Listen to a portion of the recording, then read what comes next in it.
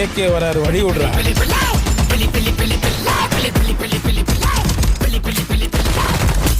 10 kilo கறி வேணும் பாய். இருங்க பாய்.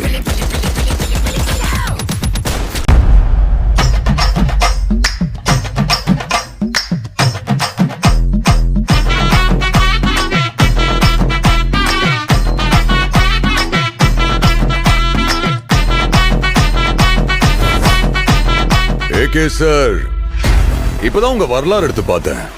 நீ பெரிய வில்லன்னு கேள்விப்பட்டேன்.